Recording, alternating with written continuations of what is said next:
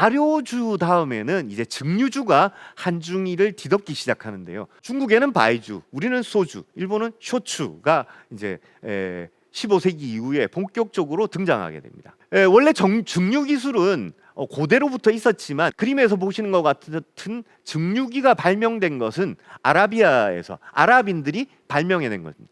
이 증류기가 발명된 이유는 이슬람 교도들은 술을 안 마시죠. 술을 빚기 위해서 이 증류기가 만들어진 게 아니라 바로 향수를 만들기 위해서, 향을, 액기스를 얻기 위해서 이런 증류기를 만들었습니다. 근데 이런 증류기가 십자군 원정 때 이 유럽 사람들이 그 아라비아를 침공하고 나서 이 증류기를 발견합니다. 그리고 이 증류 기술을 유럽으로 갖고 가죠. 그리고 이 증류 기술로 탄생한 것이 바로 위스키, 꼬냑, 브랜디, 보드카 이런 술들입니다. 그리고 징기스칸 이후에 몽골 제국이 이제 엄청난 영토를 확장하게 되죠. 이러면서 이 원나라가 유럽까지 가면서 특히 러시아 쪽으로 가면서 뭘 보게 되냐면 바로 아랍인들이 발명했던 증류기를 가지고 만든 보드카를 발견하게 됩니다. 이 보드카는 정말 원나라 사람들한테는 정말 놀라운 기술이었던 게 뭐냐면 원나라 사람, 몽골족들도 술을 먹었습니다. 근데 어떤 술이었냐면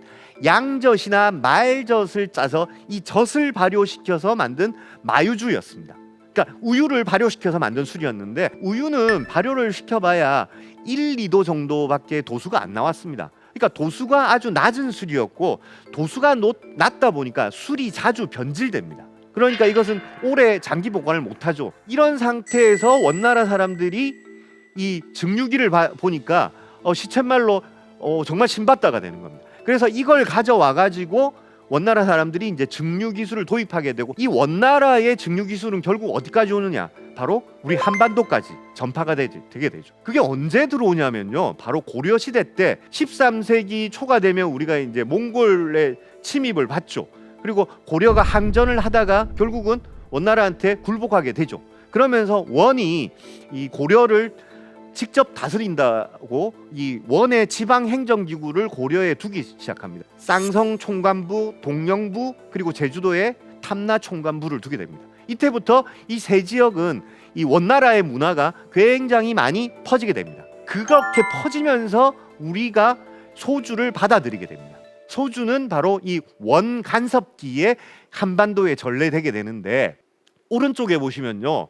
발효주를 끓여서 증류주로 만드는 이 도구를 우리는 소주꼬리라고 하죠. 소주꼬리 혹은 고조리라고 합니다. 제주도에서는 이것을 고소리라고 합니다. 증류주를 만드는 도구도 고소리고 이렇게 고소리에서 받아낸 제주식 증류주도 고소리주라고 합니다. 제주도의 현무암 검은 흙이 많습니다. 그러다 보니까 이 고소리도 검은 흙이 많이 들어가가지고 이렇게 아주 검은 빛이 나는데 이게 바로 13세기 탐라 총관부 시절부터 지금까지도 실제로 제주식 소주를 증류하는 데 사용되는 고소리입니다.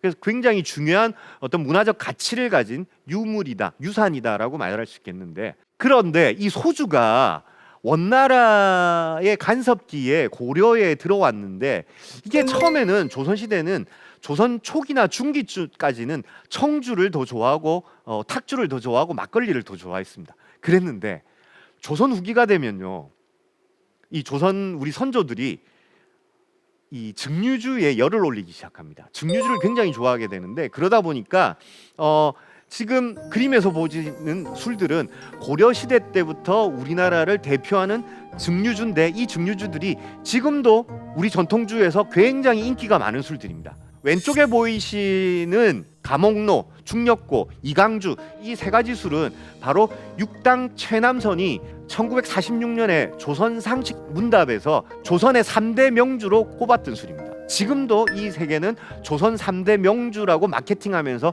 굉장히 인기가 많은 술입니다.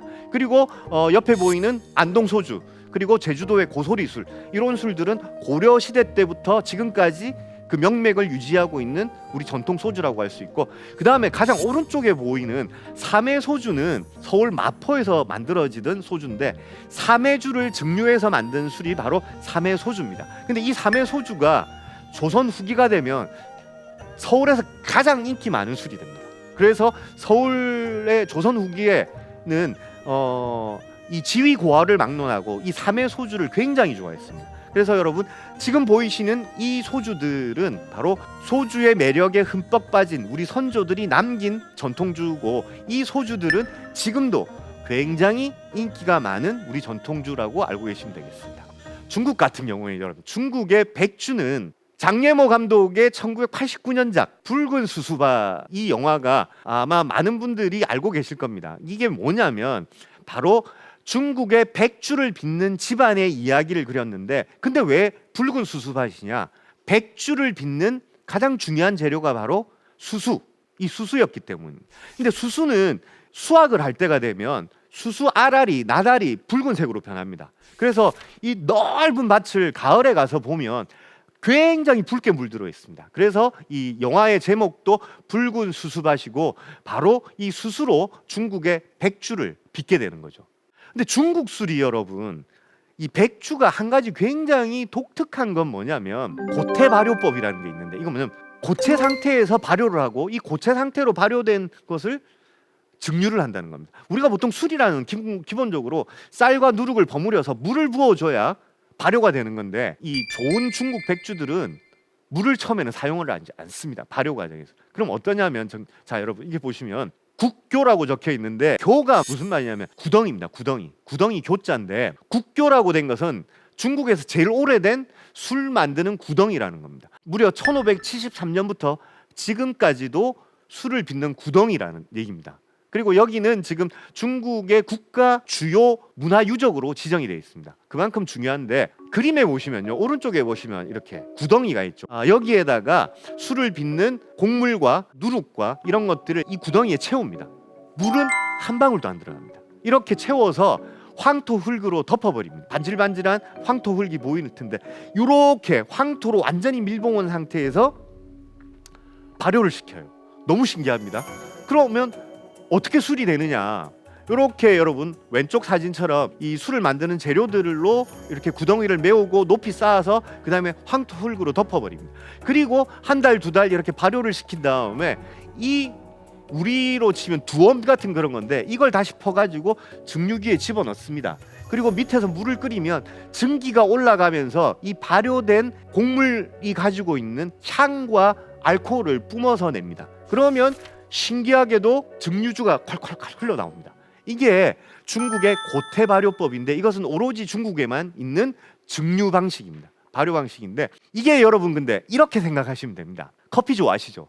커피 좋아하시면 원두를 갈아가지고 드립을 하시죠. 어떻게 드립합니까? 원두를 간 상태에서 그냥 뜨거운 물만 부어주면 밑에는 커피가 나오죠. 이 원두가 가지고 있는 향과 맛을 그대로 가지고 물이 내려옵니다. 바로 중국의 고태 발효법은 우리가 원두 커피를 내리는 거하고 비슷한 방식이라고 보시면 되겠습니다.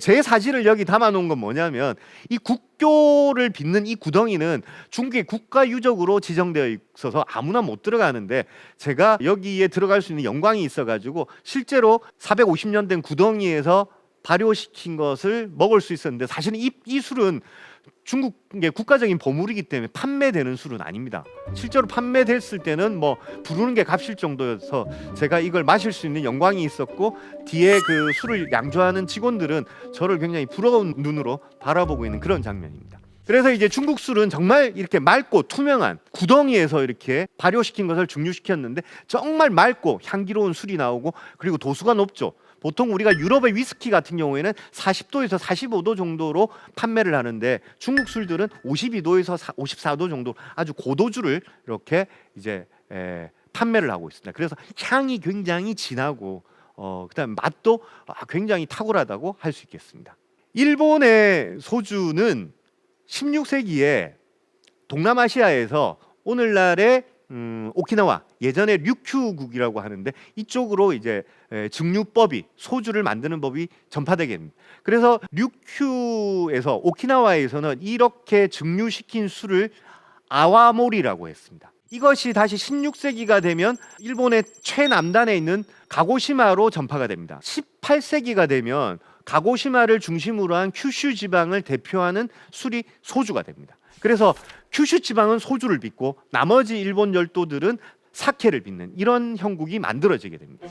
가고시마의 이 아와모리는 아주 독특한 것 중에 하나가 우리가 먹는 쌀은 왼쪽에 보이시는 것 같이 길이가 짧고 동글동글하게 생긴 이런 쌀들인데 이런 쌀들을 학명으로는 자포니카라고 합니다. 그런데 오른쪽에 보이시는 쌀은 우리가 월남쌀, 안남미라고 하는 길이가 길고 홀쭉하죠. 그리고 찰기가 없습니다. 요것은 학명으로는 인디카라고 합니다. 그런데 굉장히 흥미로운 것은 오키나와에서는 바로 우리가 쌀로 먹는 이런 자포니카로 술을 빚는 게 아니라 안남미로 인디카로 술을 빚습니다. 왜? 이게 바로 동남아에서 술이 전파되었기 때문에 동남아의 쌀을 가지고 아직도 술을 빚습니다. 대신에 오키나와의 아오모리 같은 경우는 굉장히 장기 숙성을 합니다. 그래서 중간에 보이시는 술 같은 경우에도 30년 숙성. 그래서 항아리에 넣어서 토굴이나 지하의 창고에서 수십 년 동안 이렇게 장기 숙성해 가지고 판매를 하고 있죠. 그 다음에 오키나와에서 큐슈로 전해진 소주 제법은 가고시마에서 꽃을 피우는데 오늘날 일본의 가고시마는 소주 천국으로 불릴 정도로 소주를 빚는 양조장도 많고 유명한 술들도 많이 있습니다. 그런데 가고시마에는 17세기가 되면 소주의 양조법뿐만 아니라 고구마가 전래됩니다. 고구마가 전래돼 가지고 이 고구마를 소주를 빚는 데 사용하게 됩니다. 쌀로 먼저 1차 발효를 하고 고구마를 쪄서 2차 발효를 한 다음에 이것을 증류를 해서 소주를 만드는데 이것이 바로 가고시마의 유명한 고구마 소주죠. 그리고 이 고구마 소주뿐만 아니라 일본에는 보리 소주도 있고 그다음 메밀 소주도 있고 쌀 소주도 있고 다양한 소주들이 있는데 일본에서 가장 대표적인 소주들은 바로 이 고구마로 증류시킨 소주, 바로 가고시마의 고구마 소주가 대표적인 소주가 되겠습니다. 자, 지금까지 한국, 중국, 일본의 술의 역사를 살펴봤는데요. 한중일은 15세기부터 19세기에 이르기까지는 굉장히 평온한 시간을 보냈고 이 시간 동안에 술 문화가 굉장히 발달하게 됩니다. 그런데 20세기에 접어들면서 한중일의 역사는 정말 엄청난 격동의 시절로 접어들게 됩니다.